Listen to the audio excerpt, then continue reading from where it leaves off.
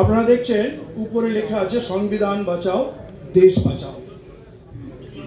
আমার বহুকাল থেকে ধারণা ছিল সংবিধান আমাদের রক্ষাকর্তা, সংবিধান আমাদের প্রোটেক্ট করবে, দেশ আমাদের প্রোটেক্ট করবে, আমাদের রক্ষা করবে। কিন্তু কি দুর্ভাগ্য দেখুন, এখন আমাদের নারা হচ্ছে সংবিধানকে বাঁচাতে হবে, দেশকে বাঁচাতে হবে। সংবিধান দেশের মানুষের জন্য, মানুষের রক্ষা কবচ সংবিধান, কিন্তু সেই সংবিধানটাকে আজকে প্রায় শেষ করে দেওয়া হয়েছে। কিন্তু আমি বলছি সংবিধানকে বাঁচাবে কারা বাঁচাবে? আমরা বাঁচাবো? বক্তারা বাঁচাবে দেশের মানুষ। আজকের দিনে সব থেকে খারাপ ধারণা আমাদের উত্তরপ্রদেশ নিয়ে। আমি বিভিন্ন কাজে বিহারেও কিছু সময় কাটিয়েছি এবং উত্তরপ্রদেশেও ঘরে ঘরে যাওয়ার সুযোগ হয়েছে। মানে একদম প্রত্যন্ত গ্রামীণ ব্যাপারে, একেবারে যাকে নিম্ন বর্ণের বলেন, পিছিয়ে পড়া জাতি বলেন, দলিত বলেন, তাদের বাড়িতে গেছি, প্রচারে গেছিলাম। কিন্তু আমি অবাক হয়েছিলাম উত্তরপ্রদেশে ওই গ্রামগুলোতে যাদের প্রতি আমাদের একটু ভীতি আছে, ওরা মনে হয় আমাদের বিদ্বেষ করবে, ঘৃণা করবে, সেই কুড়ে ঘরগুলো, ঝুপড়িগুলোতে যখনই গেছি, আমি কেদাদস্তুর মুসলমান চেহারা দেখলেই বোঝা যায় তারা কিন্তু খাটিয়া বিছিয়ে দিয়েছে, জল এনে দিয়েছে, কেউ বলছে গরম দুধ খাবে, কেউ বাজার থেকে কোল্ড ড্রিঙ্কস কিনে এনে দিচ্ছে। আমার এক মুহূর্তের জন্য মনে হয়নি যে আমি মুসলমান বলে আমার সঙ্গে একটু আলাদা ট্রিটমেন্ট হবে। এই সোশ্যাল মিডিয়াতে, টেলিভিশন চ্যানেলে যত ঘৃণা আছে, যে ঘৃণার মার্কেটিং চলছে, আপনি বলুন কাউকে পিটিয়ে হত্যা করা হচ্ছে, তারাই ছবি তুলে সোশ্যাল মিডিয়ায় দিচ্ছে কেন? কারণ এটা আমাদের প্রত্যেককে বোঝাতে হবে দেশের অবস্থা খুব খারাপ, খুব ঘৃণা। মুসলমান, হিন্দু, বাপ, আদিবাসী, দলিত সব আলাদা হয়ে গেছে, একে অপরের শত্রু হয়ে গেছে।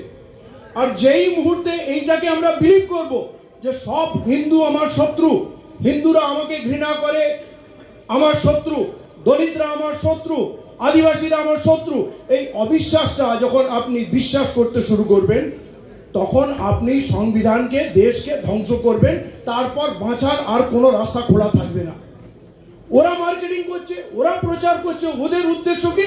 আমাদের মনটা বিষিয়ে যাক, আমাদের বিশ্বাসটা ধ্বংস হয়ে যাক। কারণ ওই মিথ্যার উপরে, ওই হিংসার উপরে ওদের রাজত্বটা ওরা কায়েম করতে চায়।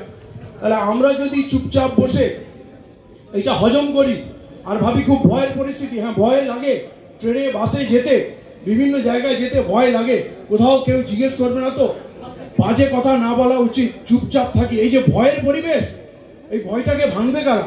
ভয়টাকে তো আমরা ভাঙবো। চায়ের দোকানে, হাটে বাজারে, ট্রেনে বাসে আমরা খোলা মনে কথা বলবো, কারণ আমরা সবাই শেষ হয়ে গেছি। খালি বিপদ মুসলমানের নয়, এই যে দুষ্কৃতী হামলা হলো পাহেলগাঁও, ঘটনাটা খুব নোংরা। কারা মেরেছে আমরা জানি না, তারা ডেফিনেটলি দুষ্কৃতী, তারা মানুষ হতে পারে না।